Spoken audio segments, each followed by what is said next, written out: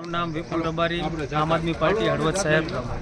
આજે અમે આમ આદમી પાર્ટી હળવદ દ્વારા હળવદ મામલતદાર સાહેબને આવેદનપત્ર આપવા માટે આવ્યા છીએ કે દિલ્હીની અંદર અત્યારે જ્યારે ચૂંટણી છે ત્યારે ત્યાં 2 દિવસ પહેલાં ભારતીય જનતા પાર્ટી એટલે કે મોદી સાહેબે જે ચૂંટણીના વાયદા વચનો આપ્યા છે કે જે દિલ્હીની અંદર અરવિંદ કેજરીવાલજી અને આમ આદમી પાર્ટીની સરકારમાં જે કંઈ જનકલ્યાણકારી યોજનાઓ ચાલુ છે એ અમે ચાલુ રાખશું. અને એ સિવાય અમે મહિલાઓને 2500 રૂપિયા દર મહિને આપશું.